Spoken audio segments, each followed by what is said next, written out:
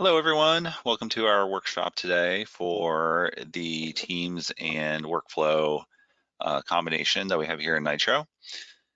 And looks like we have a few more folks popping on. I'm not going to get into the content just yet, just waiting for some additional folks to come on. I know we just crossed the top of the hour. Hope everyone's doing okay today, having a great week and a good start to their fall. So as usual, there is a questions box. So if you can't hear me, or I'm not sharing my screen right now, but once I do, if you don't see my screen, if you can pop something into that questions box and let me know, and or if you have any questions during the webinar, that's fine. Let's go ahead and get them in there. So just keep an eye on the list of people coming on. I think we're pretty much got the full complement. I think we might have a few others coming on, but that's okay. They'll be a little bit late. That's all right. So thank you everyone for coming today to our Nitro workshop. My name is James Restivo with Concatenation Software. I've been here nearly 9 years, and a lot of you have been on these workshops previously, so you know all about that. But what we're going to talk about today on our workshop is how workflows connect into teams and the different actions that you can do. And it's not just workflows, there's also custom actions that you can do. They can configure, same ones basically, they can configure in workflows, you can also configure in custom actions. So there's some opportunities there. There's a lot of different things you can do with it, and might as well just get right into the meat of it. Without further ado, let me go ahead and make sure I can get my screen up on the board there. And I should be sharing the screen now. And again, let me know if you cannot see it for any reason. You should be seeing a Teams interface at the moment. I have Teams in the browser as our setup to kind of walk through what this is going to look like for how Teams and workflows interact together. So with Nitro, I mean, as you well know, there's a lot of things you can do with the Nitro workflows that are very common features, such as, and I'm showing the workflow screen on my screen. You can send emails, you can update items, you can create list items, and I've probably mentioned them in some of our calls, and if you've been in any of my training sessions, I probably talked about the different actions that are available for Teams as well. And so we're going to dig kind of into those more specifically and those more deeply today. So we're going to skip over the other actions, but of course, if you have any questions about any of the actions or anything in the tool, feel free to pop them into that questions box. So when you go and open up a workflow, I'm just going to open up a new one here, and we're going to pull up our requests list. And this is for folks seeing this for the first time, this is a relatively new release. We have some changes coming, and this is you might see this interface now. Don't get too alarmed. It's basically just choosing your list and choosing your event, and then you can go and configure your workflow. In this case, I'm going to do I'm going to do the user bot triggered for now, just to keep that there. And so, we got these actions here for creating Teams channels, sending mail to Teams, or posting an adaptive card.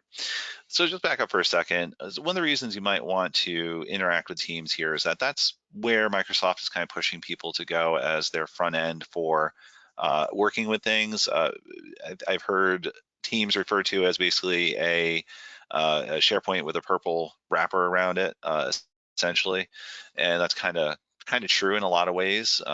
So it does have a lot back-ended functionality, same as SharePoint. So we're obviously being a very heavily SharePoint focused company with a lot of these different feet, Nitro is being very much based on SharePoint. It makes a lot of sense to integrate with the Teams options as well. And those, and a lot of companies are moving that direction as well. They want their interactions with SharePoint to be through Teams, or even business applications that need to be through Teams. And these features are going to help you get there for that.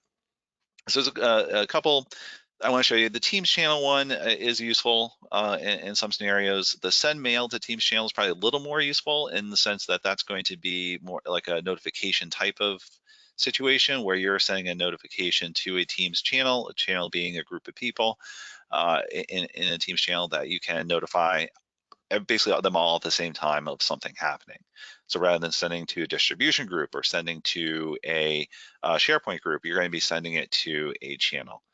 Kind of the same concept, same idea, but just a different way of doing it. but it also keeps those users in the Teams context, and they're getting that notification through Teams. And probably the most functional one here we're going to talk about is this posting an adaptive card. So you go and post an adaptive card from Teams or in Teams. You do need our bot service. We have the NITRO Bot service, which is a additional service on top of NITRO Studio, additional purchase, but it does give you a lot of options for interacting with the information presented in Teams, for as far as updating information, maybe even submitting approvals. All that can be done through the adaptive card. And I'll show you kind of how that all works together with an adaptive card, invoking a workflow, and then invoking a workflow, maybe potentially invoking another adaptive card. Sort of this iterative process where you're working between the bot and the Teams. And I'll show you some of the bot commands that are there for that Teams bot when we get to that point of it. But when I first started talking about these few actions here that we have for creating a Teams channel and sending an email to Teams. So for the creating a Teams channel, kind of a common option, a common scenario that you might want for doing that is if you're creating a project. And we have our projects tool. And of course, you can go and have your own project function in SharePoint. It's fairly straightforward to build out a simple project management situation in SharePoint. And as part of that, you might want to go and create a Teams channel whenever a new project gets created. So that's what we can look at doing here. And we already have one configured in our demo site here for on one of our workflows here for creating a Teams channel. And this is also sending an email. So it's doing both. It's creating a Teams channel. It's also leveraging that email notification capability that's in here. And I'll show you what that looks like. So pop that open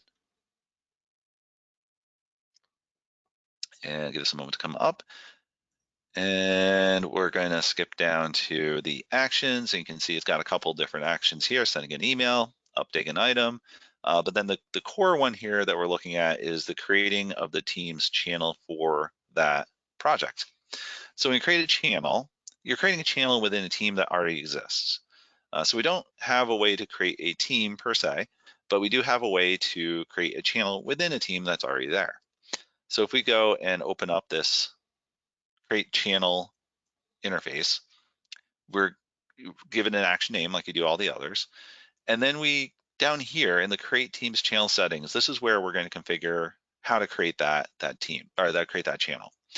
And you select your team. So when you do this drop down here, you'll see you have all the different teams available. You know, we've done some testing with private channels. There's a whole bunch of demo stuff on here. So you see a lot, but you'll see all of the different teams that are available in your SharePoint environment. And then when you create the channel, you have an option to create it as a standard channel with a basically it's going to be searchable, visible. I think people can join it, but it's going to be visible at least that channel exists or that team exists, or that channel exists. You could also create a private channel, which is going to be limited to just in kind of an invite only channel and wouldn't be necessarily visible in the Teams interface to anyone who's not part of that channel. So that's the difference there. You create a standard channel, you can create a private channel. You can do one or the other as part of this workflow. And in the simplest scenario, basically what we're doing is saying whenever we create a new project, we're going to create a corresponding channel in our Teams environment. So the project name title, that's coming from the item that gets created in SharePoint. If we pop this open, you'll see you have all the options for the functions. You have the options for different placeholders from the form itself. So you could choose something different if you wanted to. You could do a project title plus location, for instance, and that can give you a channel that's dedicated to saying, okay, we're going to, this is the project to spin up a new manufacturing facility or a new machine within a manufacturing facility, or set up a new server within a certain location. So projects can obviously be a whole bunch of a lot of different things. So you control what gets put into that channel through the mappings here. So just put in your placeholders, and that's going to be the name of the channel that gets created. And I'll show you what that looks like. And we're going to ignore the fact these other things are happening. I don't really care about that. What I'm going to do is go to create a new project.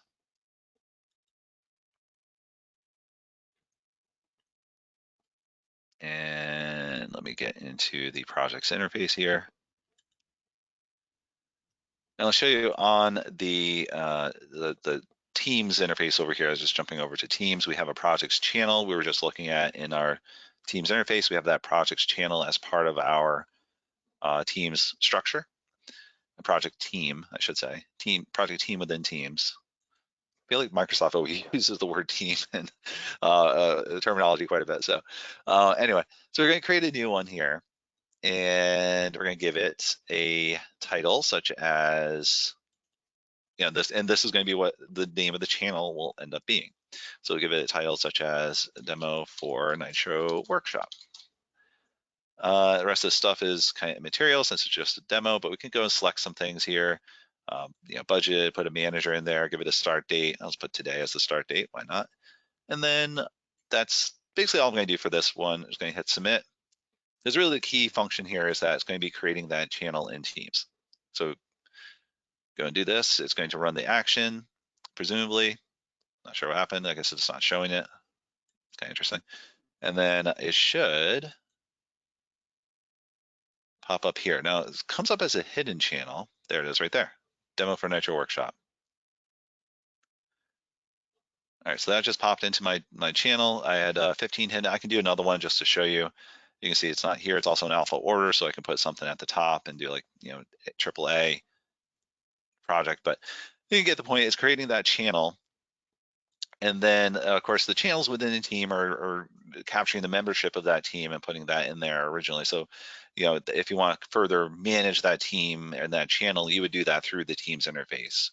But from a NITRO perspective, what you're doing is creating that channel and putting it in there. And it looks like the NITRO Bot is trying to communicate with me. What's it saying? Let me see.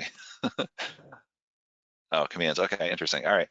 So I don't think that's related to what we're doing here. But anyway, so we got that demo for NITRO Workshop. And that's a project we just created, and now that's here. We can go and make that shown instead of hidden. So again, basically all the team management, all the channel management is now happening within Teams, but the initial creation is happening through that workflow.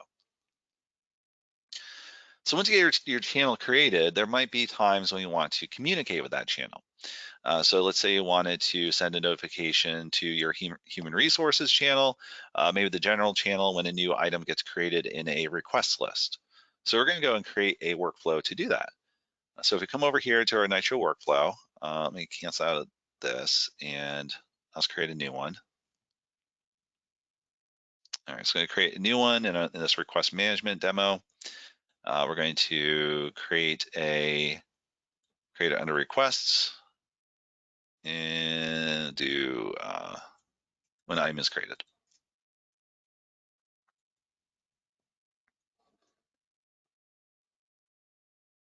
Okay, give that moment to come up.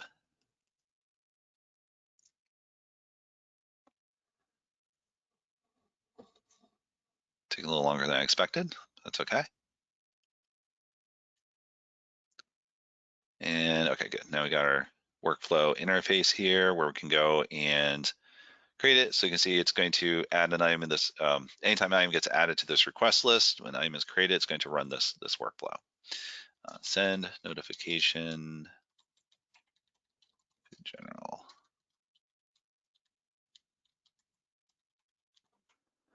All right, and then we can go down to our actions. I'm not going to put any conditions around it in this case.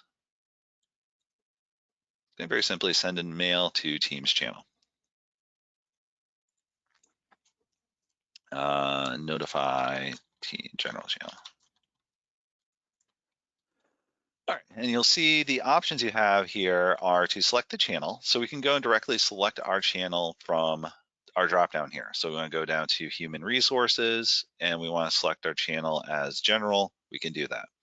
And you'll see that this gets filled out automatically. So you may or may not be aware that every team channel has its own email address. And you can see that if you go back to your Teams interface and you go to like this demo for NITRO Workshop or even this one, if we click on that ellipsis there, you have the get email address option. That's going to pop open a little dialog, and that's going to show you what that email address is for that channel. So at any point in time, in any workflow, anywhere you need to do it, you can pop in this team email address, this channel's email address to create and send a notification to the team. So you can do that through the bot. You can actually do that through the send mail action as well if you wanted to just set it up to go to that email address instead of a dynamic email address or other email address. So it actually would work through the NITRO send mail action as well. But we're going to do it through our workflow here. And I think it was on this one. And then who's coming from? Well, we can put a from as whatever we need to be. So kind of like any email, we can do a from as the creator or whatever, assigned staff. Let's do assigned staff. Actually do creator. Let me see if I put created by in here. That'll probably make more sense. Or it could be requester. And then you got a template that you can choose. So we're gonna just choose a template here. It looks like we already created one called new request. We can go and manage that template as we would any other email template because it's basically an email that's going into that channel. And then we can choose our format. We can do HTML or otherwise, and then we can hit save. And then we'll go ahead and save that workflow. And when we go over to our request list,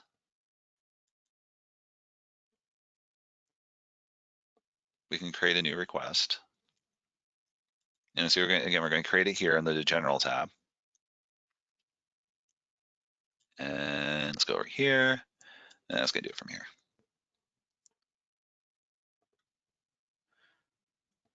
Okay, so create a new request for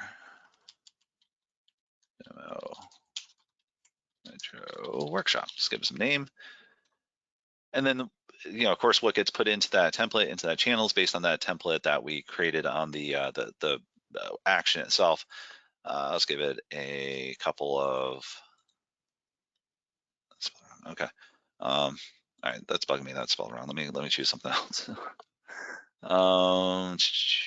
It doesn't matter. Okay, there we go. So let's do that. We'll go ahead and hit save. Now we're committing the item to the list. It's going to trigger that event, and that event is going to trigger the email that's going to go out to the channel. So it might take a minute to come through, but we'll see that eventually come through into the general channel. I'll leave that for now. I'll come back to it because it might take a minute to come in. But you can see this is one version of a template that's in there for an approval process. That's also part of kind of you can, which we have in some of our demos for managing these adaptive cards and workflow kind of processing. But I should come in there eventually, but we'll go ahead and leave that for now, come back to it and make sure that works. So I'll come back to that in a minute. Because I really wanted to show you, those two are great, and they're really good for functionality as far as creating, create that Teams channel that gives you a way to manage that process. You can send that notification, which I think is more useful in the sense of being able to send notification to multiple people, keeping them in the Teams interface. We use it internally for a couple different things. Kind of same idea, just send a notification when something happens. When a renewal comes through, we send a notification so that we know to update the license. So it makes it very simple, smooth, and an easy process. Nothing gets lost in an email. It's actually really great process for that because you go through and make sure it was responded to. Everyone can see that response. I think it's much better. In a lot of ways, it's much better than email if your process is designed for that way. But the most useful thing we're going to show here today is the adaptive cards. I want to spend a little time with that. Now, I know it does require a bot service, but I think you'll see a lot of value in how the adaptive card interacts with the user and how that in turn, the user interacts with that card, and that card then can invoke a workflow and update a SharePoint, et cetera, et cetera. So there's a lot you can do with that adaptive card. So in a real simple, what I'm going to do here is kind of a real simple scenario of sending a notification when an item is overdue. Now I'm going to create it with the bot triggered option, but you may want to set it up with the timer based option just because it could be based on when something is overdue.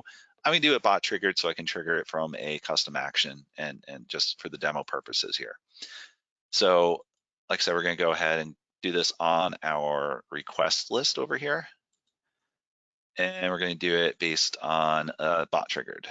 So go ahead and pull that up. And I'm going to notify an assignee when something is overdue. an item is overdue. So there, okay, so we got that in there. We can go and now configure our action. We'll do this user bot triggered flag here. I'm just gonna take off scheduled. And then I'm going to come over here to our actions, and I'm going to post an adaptive card. So when you post an adaptive card, you have a lot of options in how that setup, how that card looks. You can go and do a whole custom card if you want to create your own JSON text and put that in there, and there's a card designer that you can link over to. So you could go and design your own adaptive cards to put into the Teams interface. But in this case, I'm going to use the default card just to kind of keep that, simple. We're going to give it a couple parameters here. Just call it a card title, and you can see over here on the screen, you see where each of these placeholders is going to end up. So card title, card title's right there. Card image, that image right there. Heading, that's going to be the heading right there. So, just go through. And a lot of these are optional. You don't have to put them in there, but you can see they're not required. But you do want to have something in there. But how much and how little of that you put in there is up to you. So something like this, card title needs your attention. Now you notice too that has this binocular icon over here that allows us to add in mapping so we can dynamically show information from the item that is, that we're sending over to the user. So we're going to use this user image. You can see when you choose an image, you have an option to make it large or medium or small. And where it appears on the left or the right, I'm going to leave it on the right. Kind of basically what this image is showing right here is what this setting is right here, large and right. Now, as far as the heading, we can do something like this: request is overdue. So again, our scenario is we're sending a Teams notification when a request has become overdue. So subheading is actually, we're going to pull the title of the request from the placeholder. So we get down to title, double click that, pops it in there. You can see this one's got those percentage placeholders around it. You don't have to remember that because you can always go to the placeholder icon and choose it directly. So you don't have to necessarily remember that, but if you want to build it from scratch, you can just remember that's got the percentages around it. And you can even do concatenation kind of thing. We could do requester and then do some other field like requester and requester department like that. So that'll work too. So we can leave that like so. Description, in this case, we're just going to pull in the description of that item.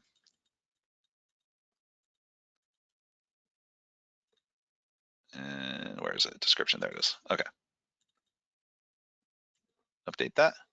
Now columns. Columns are going to be items from, columns from your item that you want to show on the form. So in this case, we're going to choose a few kind of important ones here. We're going to put case ID, or you could put ID of the SharePoint item if you wanted to do that. Because it's a request, we have categories and issue types. We can go ahead and put those in there. And probably importantly is going to be the due date. We can put the due date in there. And so you can have as many or as a few columns as you want. Just whatever key information they need to see in that adaptive card can be brought into it. So then you'll see that there's options for actions. So now when the user gets this card, they're going to have an option to click a button on that card to go and run an action in SharePoint. And that could be invoking another workflow. It could be just a simple update. And I'll show you here, there's creating a list item, updating a list item, invoking a workflow, or launching a URL. So there's a number of options you have for that.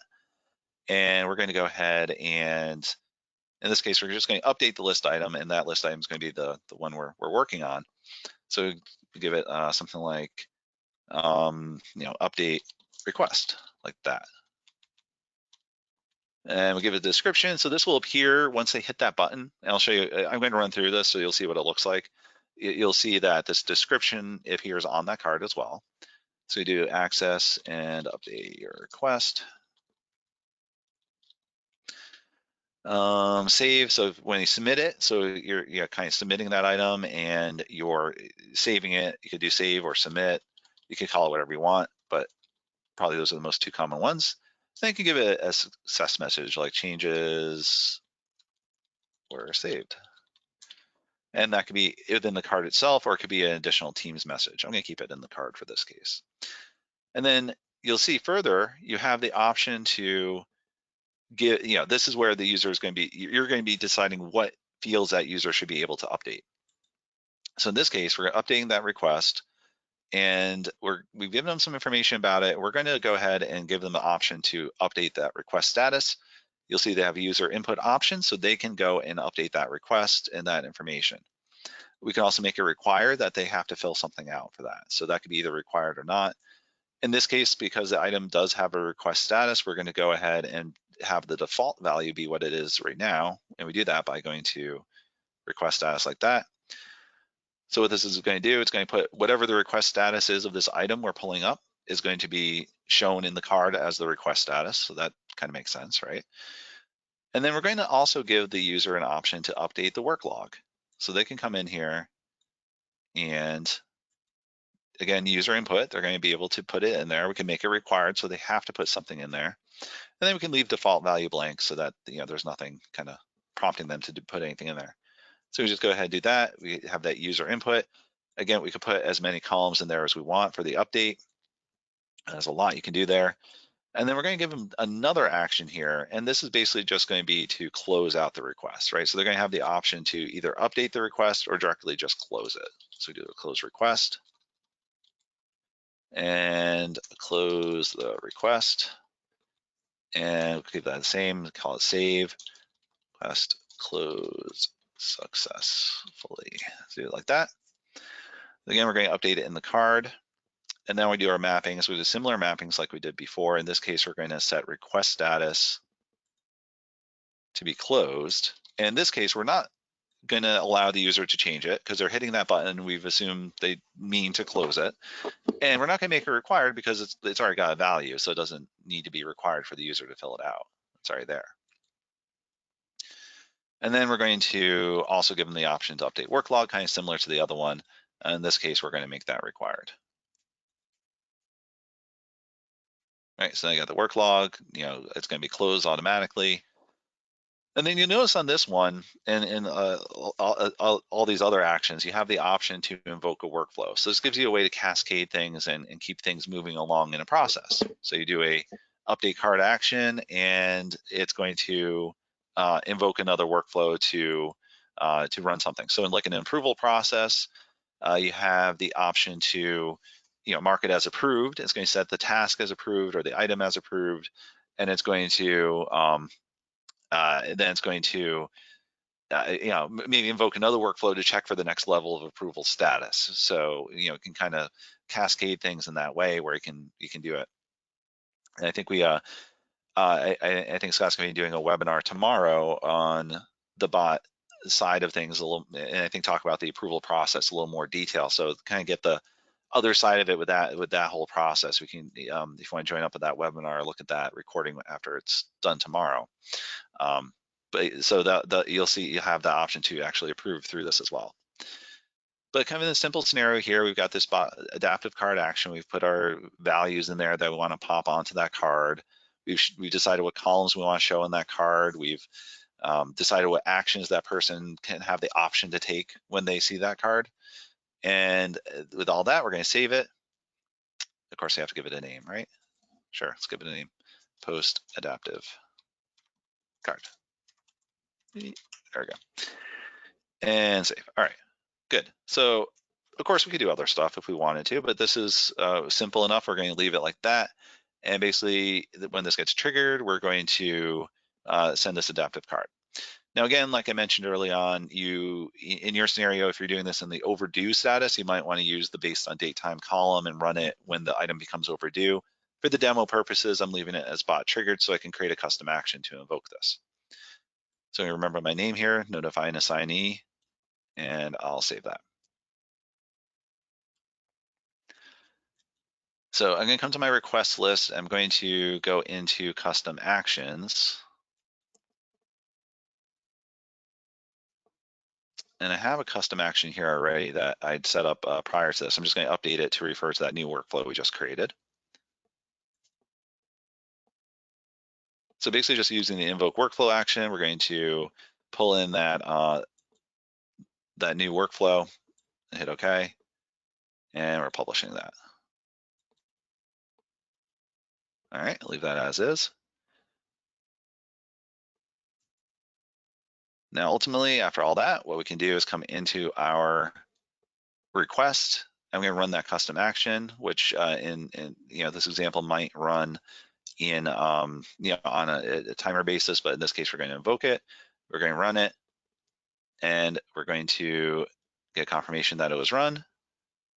And then hopefully everything works the way it should, as it did before the workshop today. Should create something over here. And of course, it's not going to cooperate for me for this this workshop.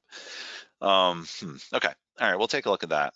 But essentially we're invoking that workflow. The intention is that it's going to create a card over here, and this is what a card looks like. And here's kind of an example of it. Something needs our attention. You just got that, got the header, you got some information, about that card. See, this is one I worked on earlier today. I sent this information. See, as of 4.5 hours ago, it was working fine. But this is all the information we just created in that adaptive card, and then you got these two options for updating or closing that request. So if we update that request, it should give me the same options because I configured this pretty much the same. So we're going to mark it as assigned or whatever, and give it some work log. Demoing as part of workshop. And we'll save that. And unfortunately, we had this up already. And then it says changes saved. All right, perfect. Right, so it did it within the card. Now that card is no longer available because it did all the actions within the card. I could have, and this kind of the difference in that adaptive card, if you update it within the card, it does that. And so the card kind of becomes the encapsulation of that entire workflow in a sense.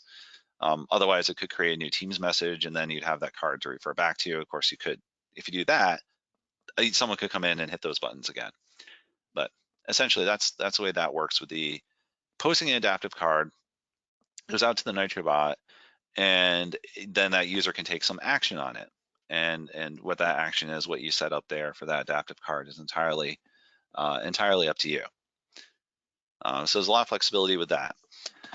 So the other side of it, the other side of the coin is what happens, that's done within the workflow side, but in the workflow piece of it, it's similar to the custom action and workflow differentiation, is that the workflow is looking for something to happen. In this case, it was looking for that request, the custom action button to be clicked. Could be waiting for an event to happen, such as an item getting added to your list. It could be item being updated, or it could be for timer based, right? So those different events that kick off the workflows, basically all passive kind of stuff, right? So it's passively waiting for something to happen in the system, and then sending a card to the user. But the other side of the coin is the bot and the bot commands. And you'll see on the screen here, we have different commands right here, and you can go through and show a whole bunch of them. We've configured a whole bunch for this demo environment that I can walk through some of those. But the commands kind of give you a little more of the user, I guess, a little more control over when they interact with the system, right? So the bot is there for them to chat with, interact with in your team's environment. There's a whole bot install process to go through, but once it's there, you have it, and you can set up these commands for it that can then invoke custom action or adaptive card actions and NITRO workflows, and just to give you a sense of what that all looks like. And kind of before I go through it in a little more detail, I've got this flow chart here, and it shows you how that might, kind of an example of how that might work. This is one example. It's not the only example, but it's one example of how, you have the bot in Teams. Now let's make this more explicit. We do like Teams bot, right? So the Teams bot is over here, and the user is going to call a bot command, and it's going to, let me make this a little bigger so in case people can't see it. All right, there we go. So the Teams bot, the user comes in, they interact with the Teams bot, they pull up some command, and let's say that command is to pull up a list view, because that's one of the bot commands I'll show you. That's fine. Now what's going to happen is it's going to put in a call to SharePoint. SharePoint's going to return the list as per the bot command configuration. So in the bot command, you're saying pull back this list with this view. And now that's going to be shown in the context of Teams. And then that's going to be returned in Teams. So the user then can see that, and then they can click an item in that list. So now that list, that item that gets clicked, it's actually invoking a workflow where you've gone and configured an adaptive card to bring back the information. So it's passing the ID of the SharePoint item to the NITRO workflow. NITRO is running the workflow with the post adaptive card action.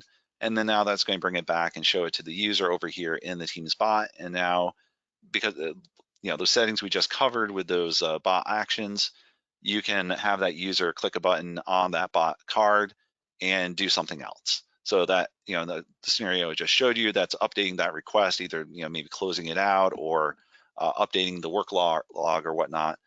But, you control what action you give them. They click it and it updates the SharePoint item, and then that in turn can kick off another workflow. So keep that in mind. Let me just show you what the bot commands look like. So if I come over here to where I have it, nitrous, no, it's not over there. Yeah, let's go into this one. And we'll go to application administration. Then we gotta get into NITRO Studio.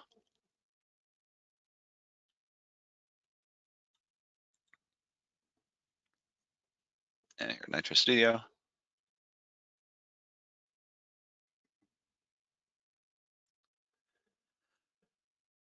And so this is part of those kind of advanced services, AI service that you'll see on the bottom of your NITRO Studio screen. And if we scroll down on our NITRO Studio screen, you see there's this bots option. I click that. And then, you want to go and create a bot application. And then once you have one there, you can edit that and you can see these different bot commands. So let's take that list view command function that we were just talking about. So I have a couple of them here. I'm going to do it from the request site, right? So we have the different sites in our site collection. We have this bot command. We've called it view my open HR request. That's something designation we've given it. It's a list view action, and we're going to edit that. And I'm not going to go through all the different possibilities here in the bot commands. There's quite a lot, and that would take another probably a couple hours to go through everything. But very simply, this is a bot command configured to pull up a list view from SharePoint, as we talked about in that Visio document, and it's going to pull back the information. You can see you have some keywords in here. So if someone types in active HR request, it should pull back that those things. So if I do active HR request, this should invoke that action and pull back the items configured as per that list view, in which case there are no matching items. And so that's a valid response. No matching items, that's okay. Then we can open HR request, which kind of could do something different. So then I guess it's going to be open. I'll open HR request. Let's try that. Open HR request.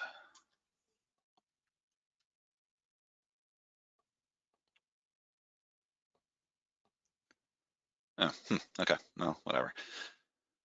Fine, don't cooperate with me, bot. So it's going to, again, give a valid response. That's fine. But based on what gets responded, how it comes back, we got some. Well, this one has some filters on it, which is probably part of the, part of the equation here. Is that it's nothing's assigned to me, or nothing's closed, or it's not equal to closed. So it's kind of a query in here to determine what gets pulled back and what gets shown in that result of the list view return. But what I wanted to point out down here, beyond all that, is that we have those things that we can show in the card itself, or in the kind of a card that comes back.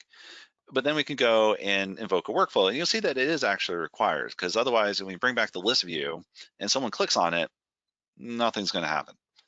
List view comes up in their Teams environment. They click on that item, nothing. It just won't do anything. So that's why we're forcing you to put in a workflow. And of course, before you configure this, or you configure the, I guess you have to have it available before you configure this. You want to have that adaptive card a response kind of configured already. What is that adaptive card going to look like? So when you're, kind of when you're designing this, one of the things to think about is, what is this adaptive card over here going to look like? Create that. Kind of make even a tag here, like say, create this first. Create this first. And I'll do a connector, kind of show you there. So you create that first, and then when you go and configure your bot command, you can call up that workflow. So basically, we got this part, one part of it's pulling back the list view, but then the next part of it is it's pulling back that adaptive card. So kind of throughout the process here, those are the kind of things you have to think about when configuring these bot commands. What do you want to have happen after someone interacts with that result? So it brings back a list of items, they click on it, we gotta bring back an adaptive card, and it's gonna be just a display form. But in other bot scenarios, there's a submit leave request invoke workflow, right? So this is really just an invoke workflow action within the bot command. So again, they're within the bot, and they can come in here and hit submit leave request. See if this works.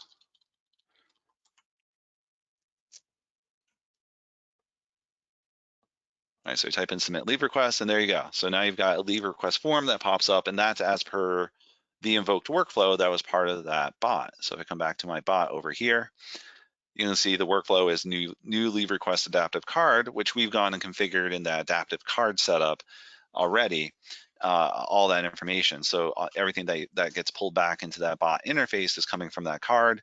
There's a submit action, which is just going to submit it through, and that's basically it. So it's a submit adaptive card. We can actually go and take a look at what that looks like. So new leave request adaptive card and new leave request adaptive card. That's our corresponding workflow right here. In this case, this might be custom JSON, so it might be interesting to take a look at it.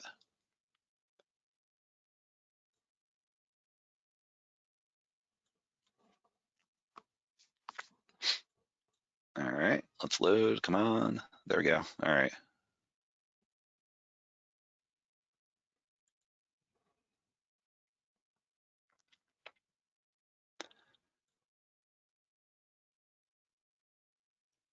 Yeah, so okay, so we're directly creating the list item. So the action is to create that list item. And this is basically giving you all that input area, right? So all those input fields are coming from this action here. Essentially, we're going to, it's a new request. The button is, submit button is on there to when you want to submit it, you see all that information. All those fields are here. Some are user input, some are not. We're going to pull in the category, we're going to pull in the issue type, we're going to pull in the requester ID based on who's logged in, and we're going to get all that information that's not shown here. We're only being shown the user input ones. And then once we do that, we hit submit. If we come back to our workflow, and you see nothing happens after you hit submit, which is fine. It's just going to commit the item to the list, and that's all you really need to have happen. Now, maybe you have workflows that are configured on that event happening, something gets added, but it's not part of the adaptive card setup, and that's fine. So that's that. So that's essentially how you're getting that information from the bot, into the bot, I should say, to show on your card. So you get the create list item action, and that's in the adaptive card setting in NITRO workflows. And this is what it looks like on this side. So you have some other commands here that we can walk through. There's invoking that workflow is one of them. The list view we talked about. There's also different types of searches you can do with the searching, kind of a SharePoint search. There's also kind of a custom KB search that you can configure with the Lewis application. So you can go pretty in depth with this bot stuff and really kind of, really make it powerful, make it work really well for you in the sense of interactivity with the user, keeping them in the Teams interface. But it's got a lot of capabilities here. They can do. Let's take a look at some of the other commands. Let's see, we have here, invoking workflow we just looked at, basically just invoking that adaptive card workflow. List view we can pull up. We can do an aggregate list. We can do, I guess, four different search options, and then we could launch a URL. So from the bot, If you want to create a new project, we can do that. Let's go ahead and see what that looks like. So again, we've got this command here. We're launching some URL somewhere, and it's based on the input into the bot. So let's go ahead and add in new project over here, just see what that looks like.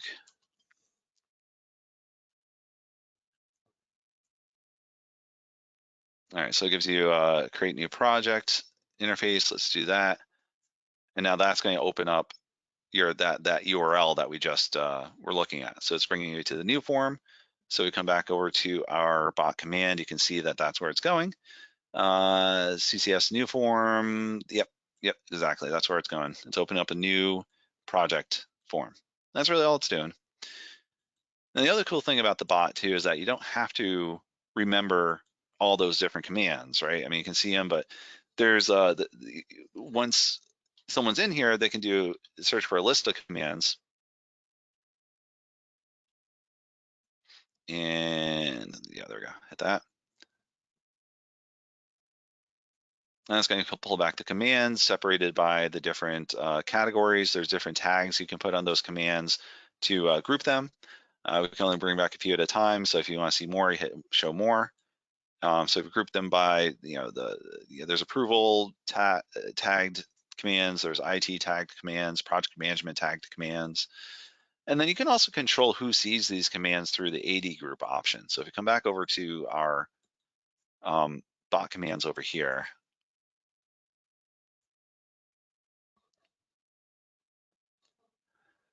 and we'll open one of these up. You see allowed AD groups. Essentially, this is going to allow you to security trim who sees those commands. So even within the Teams interface, you have an option to determine who can do what at what time. And that's really important because everyone's using the same kind of NITRO bot.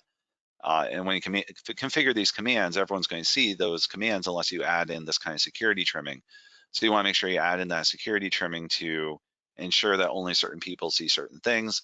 End users can only submit requests; they can't, approve requests or, other things, update existing requests unless you give them the option to do that. So that gives you a way to kind of manage who does what within those commands that get created for that bot. So use those AD groups and AD commands to do that. You could also decide if it's going to be shown in channels. There's an option for the bots to be, a bot to be added to a channel. So not just an individual, it could operate as an individual that the person interacts with, but also can operate as an individual as part of a channel. So you can do that, and then you could decide whether that particular action should be shown or command should be shown within a particular channel, or within channels, I should say.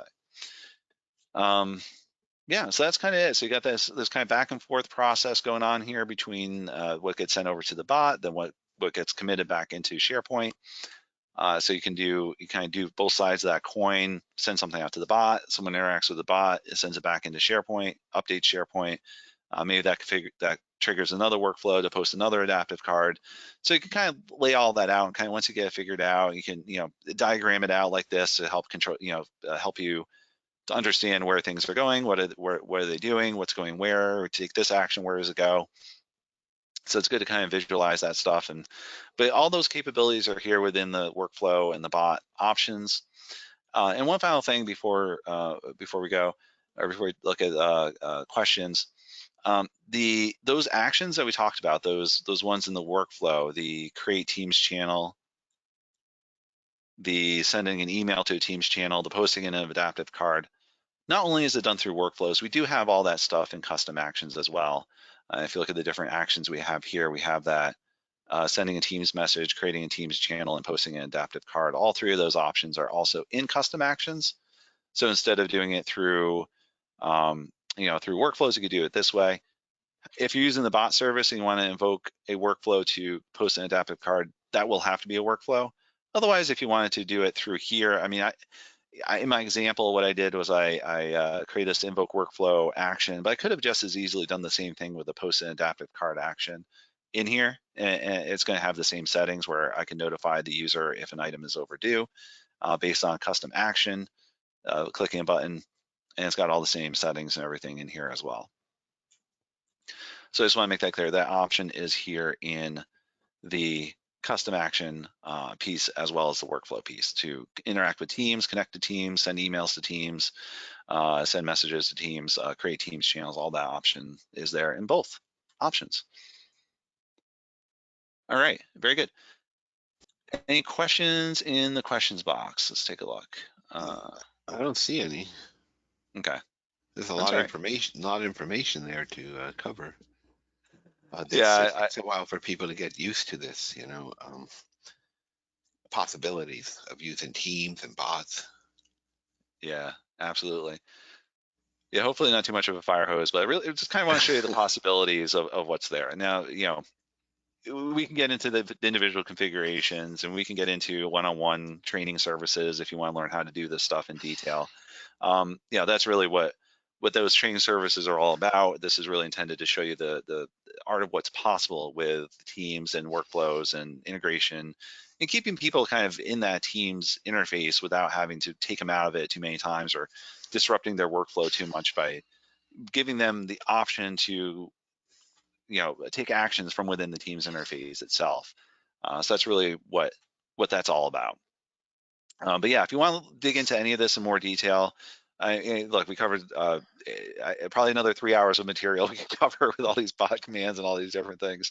But certainly reach out if you want to get some training on this, or if you want to have a demo of the bot service specifically. If you don't have it already, we'd be happy to show you that. And yeah, I'm also giving that webinar tomorrow at 11, same 11 Pacific time. So, and yeah, that's going to be on a more general sense of how bots and teams can be used to drive business processes forward. And I'm going to walk through 4 scenarios: creating a leave request, getting it approved, going to a purchase, whether it's below a certain threshold, so it doesn't need approval, and above a certain threshold if it does. This is all using the bot and teams. And then one is on a project, creating a project and assigning tasks in the project. And another is on the scenario of IT support using the bot, using AI, using the KB to find articles that may be relevant to the user, and then being able to submit a request, and then the back and forth between the technician who's assigned the request and the requester who may have to add more information to the request, back and forth, and then closing it and getting a survey popped up. So a lot of interesting things happening in the Teams bots interaction. And I'll show in the webinar, there'll be part of it will be this general information about business process automation and why bots are a valuable direction to go in. And then showing 4 different scenarios using our NITRO bot. James touched on some of them. He got more of under the covers, under the hood, mechanics of it.